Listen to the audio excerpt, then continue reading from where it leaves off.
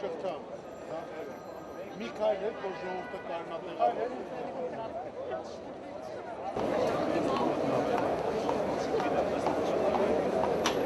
Մեզ ընդունելու են։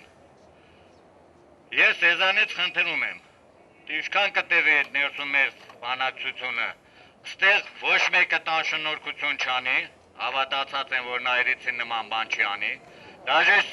ծխած սիգարետը գետին չեք գցում, աղբամանում եք գցում, հանգիստ խելոք, միևնույն ժամանակ ձեզ խնդրում եմ, առիթը կարող է օգտագործեն որոշ քաղաքական ուժեր կամ լրատվական միջոցներ։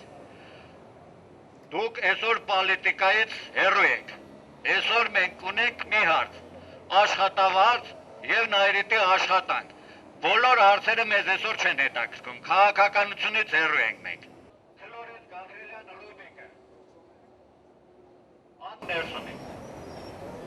ես վերջացրում։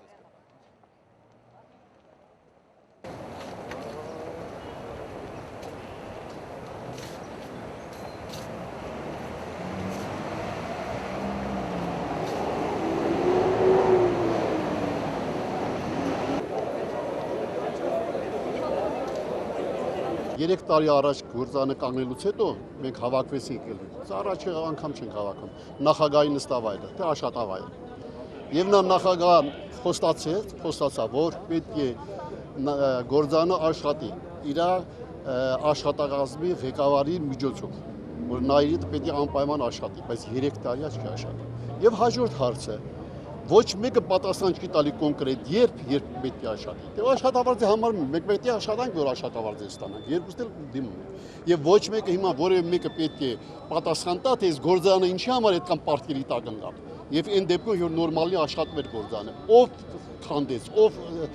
այդ հարցը մեկը պետք է պատասխան տա։ Բայց ոչ մեկը չի հետաքրքրում։ Բանվորները գալիս են, ասում են խոստանք կլինի, աշխատավարձը մի շաբաթից կտանք մի քանի կոպեկ տալիս են բոլոր տունը նստած եւ դրանով սահմանափակվում։ Մենք պահանջում ենք գործանը աշխատի։ Այդ հսկա գործանը, որը ունի 3000 աշխատող, իհարկե իսկական աշխատողները 2500-ն են, 500-ը չգիտենք ինչով են զբաղված, եւ ոչ մեկը պատասխան չի տալու։ Մի անգամ հարցը ուրախացան ժողովուրդը, թե գործանը վերջապես գտավ իր տիրոջը, բայց այդ տերն ով է, ու մինչև հիմա ոչ մեկը չգիտի։ Եթե որևէ մեկը գիտի ով է գործանի տերը, ով պետք է աշխատացնի, խնդրեմ թող բանասեն։